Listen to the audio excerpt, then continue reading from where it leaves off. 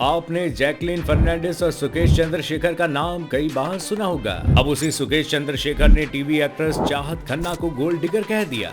लेकिन क्यों, आइए जानते हैं। जेल में बंद ठग सुकेश चंद्रशेखर ने हाल ही में एक लेटर लिखा है जिसमें उसने दावा किया है कि टीवी सीरियल एक्ट्रेस चाहत खन्ना जब तिहाड़ जेल में उनसे मिलने आई थी तब उसने चाहत को कभी प्रपोज नहीं किया था। सुकेश चंद्रशेखर का यह स्टेटमेंट चाहत के मुताबिक एक इंटरव्यू में दावा किए जाने के बाद आया। खन्ना ने कहा था कि वो तिहाड़ जेल में उससे मिलने के बाद फंस गई थी, जहां उनके सामने घुटनों के बल बैठ गया और शादी का प्रपोजल रखा। जब उसने उसे बताया कि वो पहले से ही शादीशुदा है और उसके 2 बच्चे हैं, तो चंद्रशेखर ने कहा कि उसका पति उसके लिए सही आदमी नहीं है। चाहत खन्ना ने यह भी बताया कि चंद्रशेखर तमिलनाडु की पूर्व मुख्यमंत्री जयललिता के भतीजे नहीं है। दिल्ली की मंडोली जेल में बंद चंद्रशेखर ने मीडिया को लिखे एक लेटर में दावा किया है कि उसने चाहत को कभी प्रपोज नहीं किया और वो किसी फिल्म प्रोडक्शन ऑफर के लिए आई थी, जो ईडी को दिए उनके बयान में भी दर्ज है। मुझे डेट करना या उन महिलाओं के साथ रहने में कोई दिलचस्पी नहीं है जो पहले से शादीशुदा हैं या उनके बच्चे हैं। मैं चाहत जैसी इन गोल्ड डिगर की तरह हताश नहीं हूँ। चाहत और निक्की से मेरा जुड़ाव सिर्फ प्रोफेशनल तौर पर रहा है, जिसके लिए मीटिंग्स हुई और एडवांस दिया गया। उसने आगे कहा कि चाहत कहती है कि उन्हें इस बात का एहसास नहीं था कि वो तिहाड़ में है। किसी को कैसे पता नहीं चलेगा कि वो मुलाकात के लिए जेल में एंट्री कर रही है। क्या वो 10 साल की थी? यहाँ तक कि 10 साल की बच्ची भी जानती होगी कि जेल कैसी होती है। वो दावा करती है कि उसे पिंकी ईरानी द्वारा धोखा दिया गया था। इसलिए मैं एक्ट्रेस से पूछना चाहता हूँ कि जिसने इतने सारे प्रोजेक्ट किए हैं और जो इंडस्ट्री से काफी अच्छी तरह से जुड़ी हुई है, वो कैसे किसी पर आंख मूंद कर भरोसा कर सकती है। सुकेश ने आगे कहा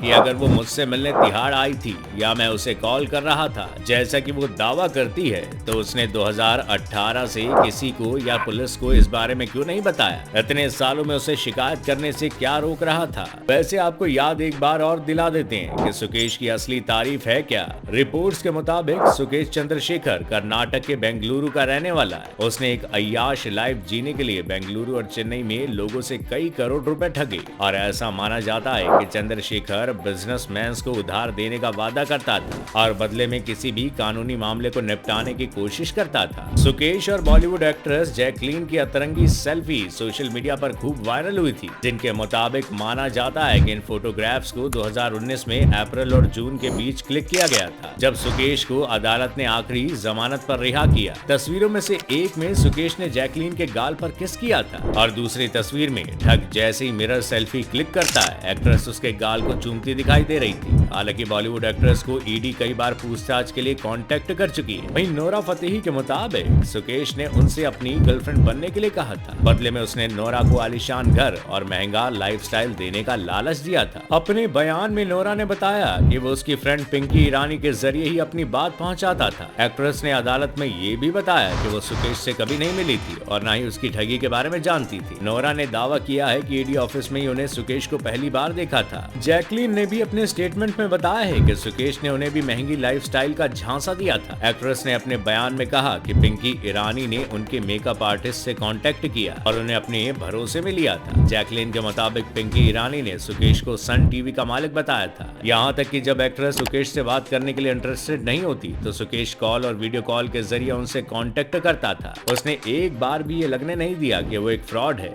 जैकलीन ने अपने बयान में बताया कि जब वो केरल गई थी तो उसने अपना प्राइवेट जेट दिया था, साथ ही उसने हेलीकॉप्टर राइड भी कराई थी। एक्ट्रेस के मुताबिक वो केवल 2 बार उससे मिली थी। चंद्रशेखर और जैकलीन फर्नांडिस साथ नोरा फतेही सहित बॉलीवुड एक्टर्स से जुड़े मनी लॉन्ड्रिंग मामले में जांच चल रही है, जिनसे मामले के बारे में पूछताछ भी की गई। इस महीने की शुरुआत में दिल्ली के पटियाला हाउस कोर्ट ने मनी लॉन्ड्रिंग मामले में बहस पोस्टपोन कर दी और मामले की अगली सुनवाई 15 फरवरी तय की गई। आपको क्या लगता है कि क्या सुकेश के सारे गुना झूठे साबित होंगे या चाहत ने जो भी कहा वो सब कुछ सही है? हमें कमेंट करके जरूर बताइएगा।